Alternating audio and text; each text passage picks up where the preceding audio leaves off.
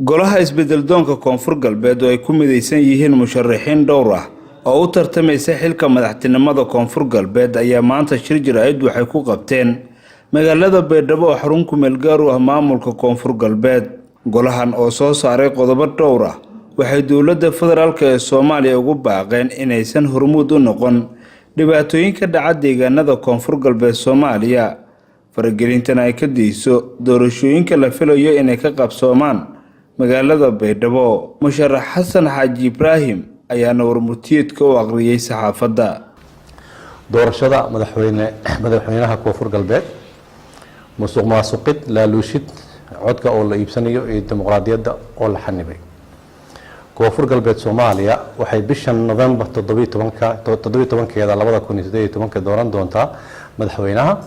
doorashadan waxay ahmiyad gaar ah u leedahay shacabweynaha Soomaaliyeed, gaar ahaan shacabka koonfur galbeed Soomaaliya, iyagoo sugaya 4 sanadood si ay u doortaan shakhsiga ay ku aamini karaan aayahooda.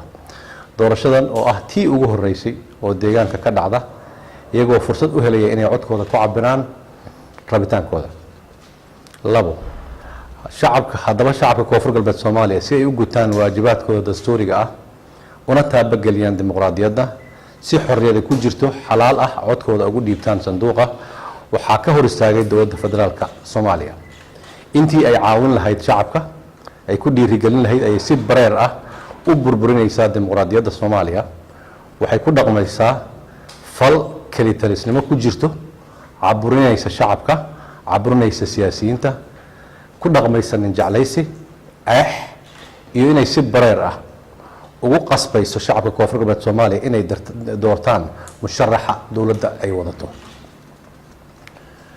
dowladda federaalka Soomaaliya waxay diyaarado ku keentay gawaarida aan xabadu karin, iyadoo musharax gaar ah u keentay. waxay wasiiro u soo dirtay xafladda ku dhawaaqista musharaxa ay dowladda wadato, iyagoo si bareer ah u taageeray oo aan gabasho ku jirin oo codkooda iyo waxooda la hayo. dowladda federaalka Soomaaliya waxay magaalada Baydhabo ka daadguraysay ku dhawaad 100 xildhibaan, iyagoo la dejiyay hoteelada magaalada Muqdisho ugu qaalisan, loona gelbiyay xafiisyada ugu sarreeya dalka sida xafiiska madaxweynaha, xafiiska gudoomiyaha golaha shacabka, xafiiska kusimaha agaasimaha nabad sugidda NISA. xafiisyadaas oo isu bedelay xafiisyo loogu ololeynayo musharaxa dowladda, iyadoo la doonayo in xildhibaanada koonfur galbeed Soomaaliya lagu hayo magaalada Muqdisho si aanay fursad u helin musharaxiinta kale oo ay aaraadooda iyo afkaartooda ugu sheegin. hadalkan ka soo yeeray golaha isbeddeldoonka wuxuu ku soo aadayaa xilli magaalada Baydhabo ay ku jirto diyaargarowgii ugu dambeysay ee ay ku martigelin lahayd doorashada guud ee maamulka koonfur galbeed. maxamed Abdi Casiis, Baydhabo.